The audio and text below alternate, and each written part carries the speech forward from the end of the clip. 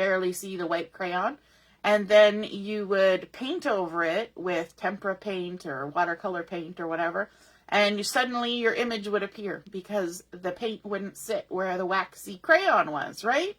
So it's the same sort of thing. We are going to heat emboss, and then we're going to add some ink, and you will see that the embossing will resist the ink. So let's get that started. First off, when you're using heat embossing, you want to take your anti-static pouch and just give your cardstock a nice good dab of dusting of the starchy goodness from the anti-static pouch. Some people use baby powder for this process. I'm not keen on the smell of baby powder. This has no smell. It's just a starchy stuff. And so it doesn't bother me that way. And then I'm also going to need a scrap piece of paper.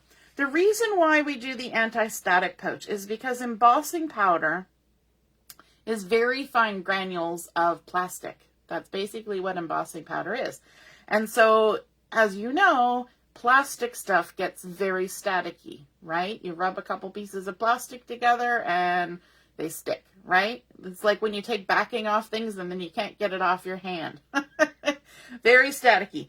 So what we want to do is we want to apply our Versamark ink and have the embossing powder stick to the ink, but we don't want it to stick in random places on our paper. And so by putting that anti-static pouch coating of starchy goodness on there, it removes that static cling that the paper might have, and that way the embossing powder that's not stuck to ink will fall off. And that's why we also need a scrap piece of paper. There's a couple of reasons for that. We're going to do some random stamping, and so we're going to go off the edge, and that'll contain the mess, but also because we're going to use it to keep track of our embossing powder so we can throw it back in the jar when we're done. So I have the little coffee cup stamp from that Teach, Love, Inspire Stamp of the Month, and so I'm going to do some random stamping on the background with my Versamark ink. Now, one thing about Versamark ink is it's basically clear. It's sticky and it's clear. And so I'm going to have to stamp a few and then add some embossing powder. And then I'll stamp a few more and add more embossing powder. Because otherwise I won't be able to know where I have stamped. And, you know, then I'll end up stamping on top of things, and that's just, you know, not exactly what I want. So what I'm going to do is I'm going to go ahead and stamp some coffee cups here. And I want to do it randomly. I want to end up with some going off the edge. And then I take my embossing powder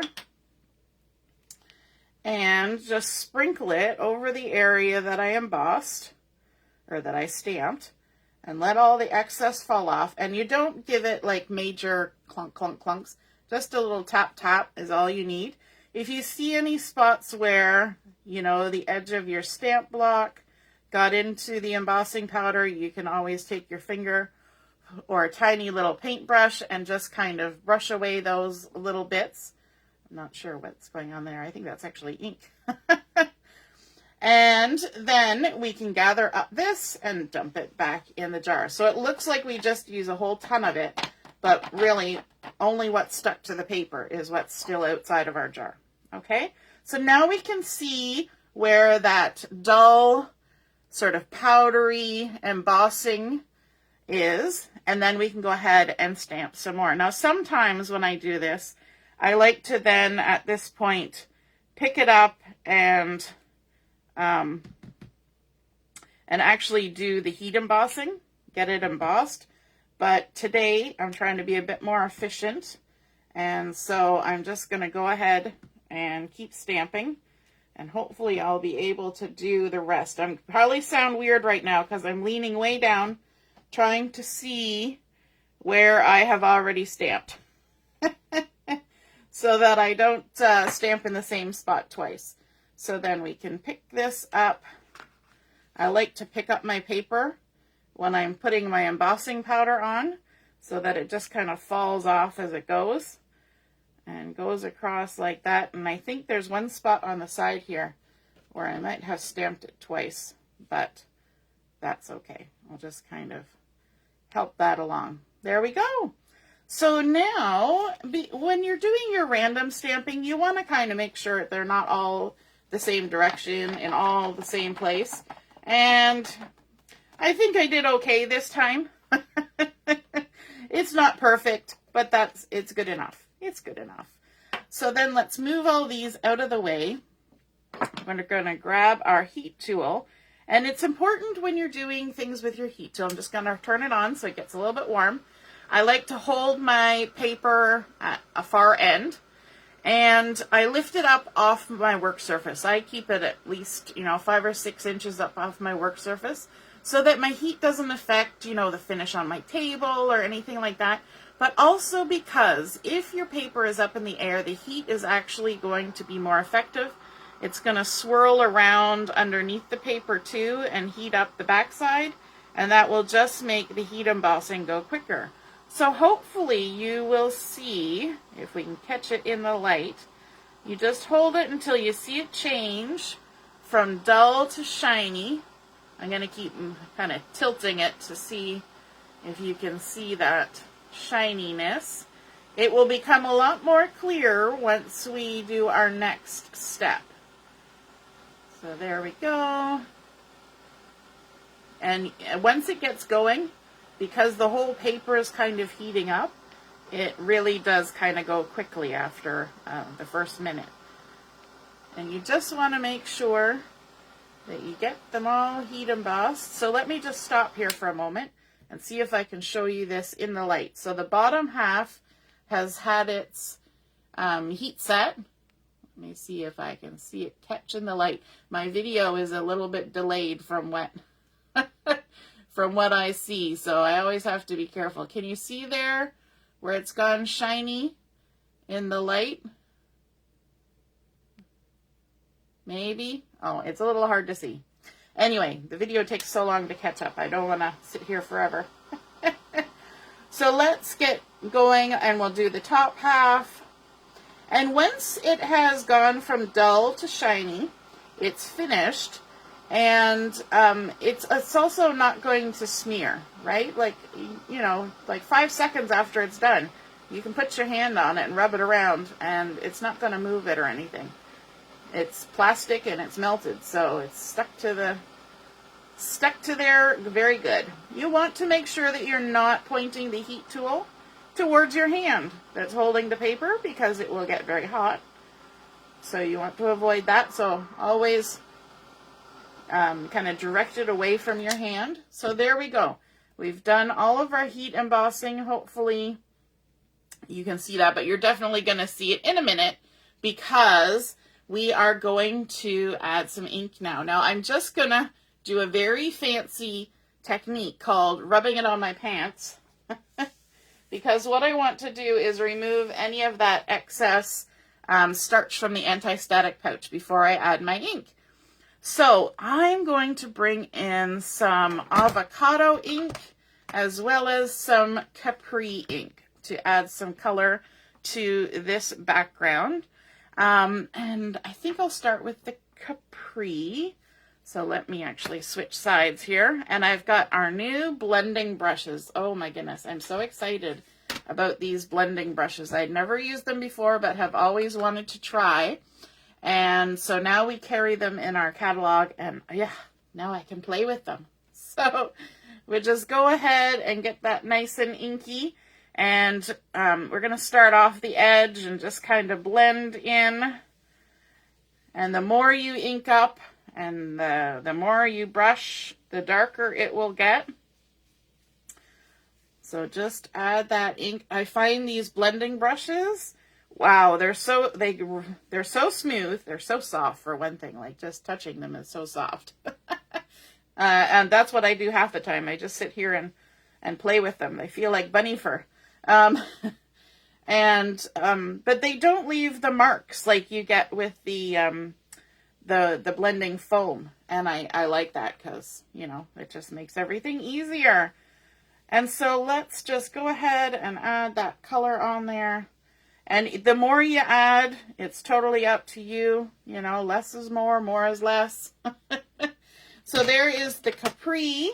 And then I'm also going to add some avocado. And those are both two of the colors that are featured in the Flower Shop collection. And they're also two really nice colors too. You know, I love blues, you know that. And so blues and greens go together well. And it kind of goes with the stamping that I'm going to do later on this card as well. So you'll see that as it comes up. So adding some of the avocado on here like that. And I'm blending right up into the green like so. Lovely. Now there's a bit of ink on my Versamat from doing that. So I'm actually going to move my, not on my Versamat, on my what is the name? All-purpose mat, my messy mat. So I'm going to swap that out for my Versamat, like that. And then what we want to do is we want to take a tissue or a cloth or something, and we're just going to rub over top of that heat embossing. And what that's going to do is if there's any ink sitting on that heat embossing, it's going to pick it up and get rid of it. And it'll make that white heat embossing just pop right out of the background of that nice inky goodness. So there we go. Look at that. So now you can see that nice shine and nice color. So this is a fun way to make your own background paper, right? You can take any stamp you have, any theme you want. If you have a friend who just loves her coffee, then this is, you know, a fabulous little paper to make for a card. So good morning, Jody. Nice to see you. Yes, Robin, embossing is so much fun. So we're going to grab our card base. My words are just like flying out of my head today. They're just not working. We're going to grab our card base and fold it with the bump side of the score to the inside. And I'm just going to use the handle of my scissors to squish that down like so. And we're going to apply this to the front of our card. Let me grab my tape and add that to the back side.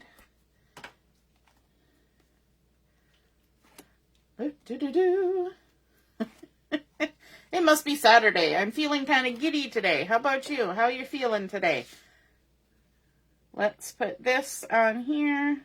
Kind of center it. I like having that nice white edge around the outside.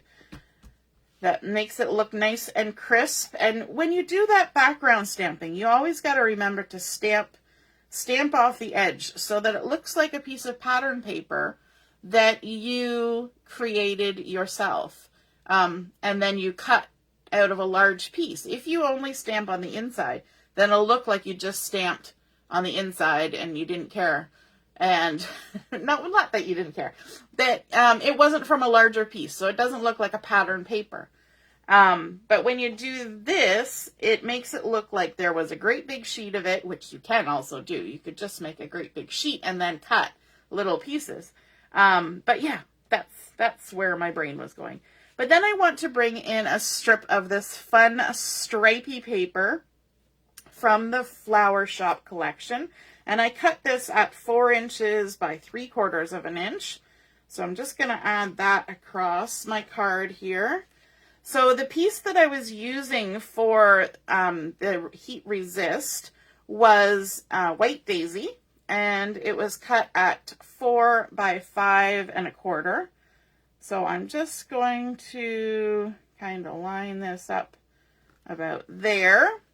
And add that. And then I want to bring in a piece of the new honey butter. Oh my goodness. Isn't that a gorgeous color?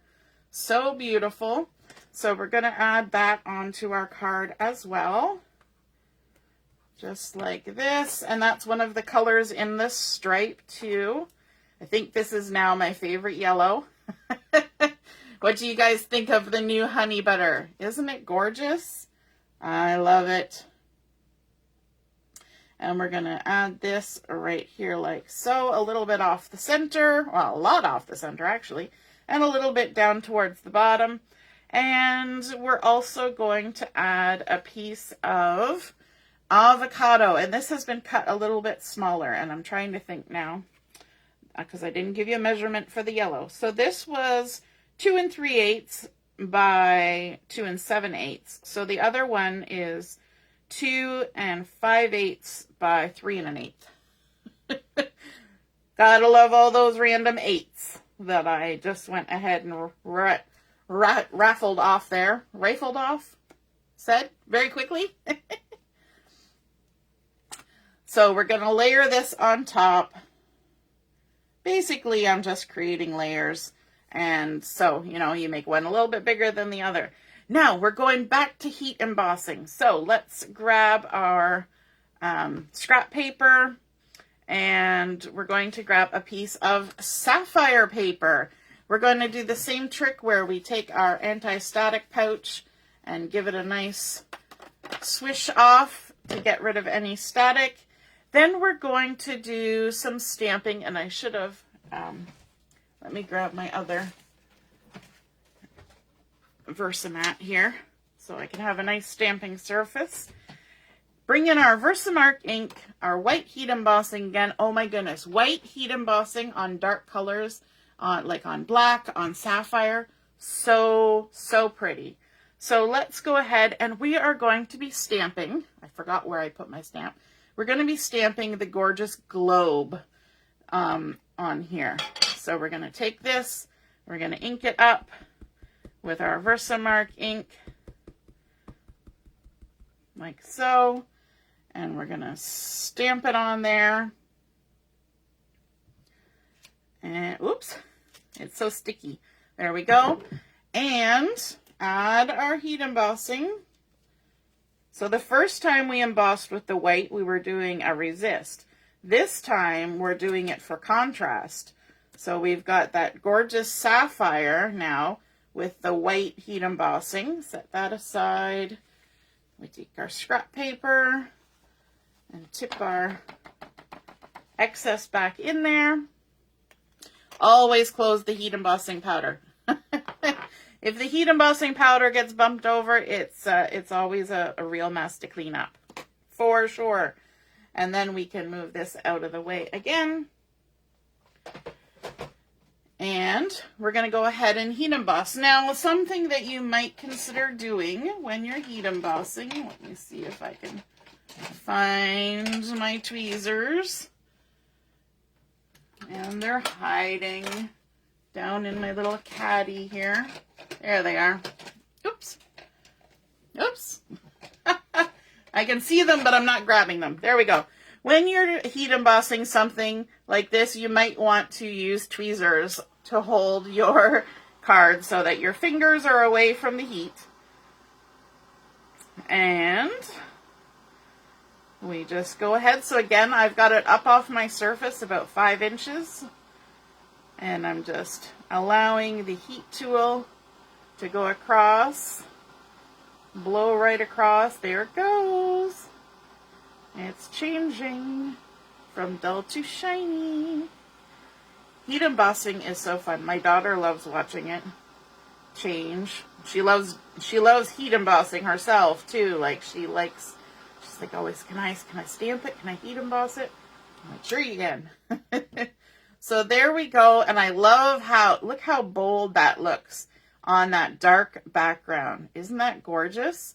So then we can take this, and I'm going to do that fancy trick again where I rub it on my pants to remove any excess anti-static pouch. Yeah, some people craft with an apron. I might need to start doing that because I'm all the time rubbing things on my pants. And so, you know, a craft apron would probably be a smart idea. And then I'm going to fussy cut this out. Our stamp of the months don't have the option to use thin cuts. They're just a stamp set.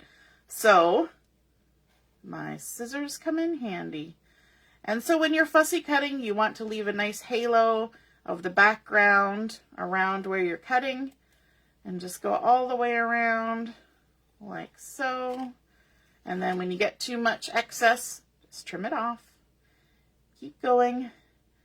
I like to pivot my paper rather than move my scissors, and I also like to trim just at the base of my scissors. I don't usually end up getting all the way to the point of my scissors. If you've ever cut with scissors, now not so much with these because they're so sharp and so pointy, you know, you go and you make a snip all the way to the end, and then it makes like a little sideways kind of nick in the paper almost. So I don't like to do that. I like to just keep it nice and even by using the base of the scissors and avoid the point. Now these ones are great because they're so sharp and pointy, but it's just a habit that I've gotten into. And so I keep doing it. And there we go, all the way around. Easy peasy. Just like that. And then we can go ahead and add this to our card. I'm going to use some foam tape for this. There's some thin 3D foam tape, because why not? Let's add some dimension. And before I stick this down, I'm actually going to add another piece of paper from the Flower Shop collection. I've got one of the zip strips here that I've cut to 4 inches, and it's a really cute one with these little roses kind of going all the way along them. Let me see, which way do I want? I think I want the leaves going out to the right. And so I'm going to add this on here. Just like that. And what I'm doing with this is I'm giving a spot for my stamped image to sit. Now I'm going to have to turn it sideways because I want to line it up with the bottom of this stripe paper and go all the way across like that. Lovely. And it's also nice when you have something that goes under and then something goes over. It just adds a lot of interest to your card. So we're going to add that on there like that. Da, da, da. And then stick our image down right about there. Lovely. And then what else am I going to do? Oh, I was going to add some black and white enamel dots. If I can get the bag open. I totally haven't been looking at the comments. I've been so excited about what I was doing here. Hey Jody, nice to see you're watching. Good morning. I hope your video is still working because mine just did a weird blurb. So if you're still watching and everything's still good, just give me a thumbs up or something, or so I know. Mine just totally went blank, but it's back now. All right, so let's add some enamel dots. Let me see, where do I want them? I'm going to grab this little guy, and I'm just using my piercing tool because it's a lot easier for me to lift these with the piercing tool than to try and grab it with my fingers. So just adding a couple there, and then we'll add another one up here like that. And I think that's all I'm going to do with my card for now. Sometimes I like to finish a card and then look at it for a little while and then decide, did I want to add something else? Did I want to, you know, put something glittery on there? I could add some little stickles or something. But I think I like how it looks right now because it's really kind of highlighting that beautiful heat emboss resist that we created in the background, using our stamp of the month, doing some random stamping, then adding ink with the blending brushes in Capri and Avocado. Then we layered on the stripe paper from the Flower Shop collection, adding in honey butter and layered up with the Avocado, and then that same white and heat embossing. Can you see what a different look you get between white embossing on white paper with ink added, and then white embossing, same embossing powder, but done on a dark cardstock? Isn't that just stunning how you get those two different looks? And so then again, adding this fussy cutting, popping it up with some foam tape, adding an extra little zip strip, and then our enamel dots for a nice little embellishment, of course, doing our little trio because we love threes and we love triangles. Our little brains are so happy. And of course you get that nice little bit of shine from the heat embossing, and that just makes every card so special with the heat embossing. One of the catchphrases that Close to My Heart uses is, when in doubt, emboss in white. So if you're ever not sure what to do, just add some white heat embossing. It'll be okay. So I hope you guys enjoyed learning about that heat emboss and resist technique, and we will see you again soon. Toodaloo. Bye.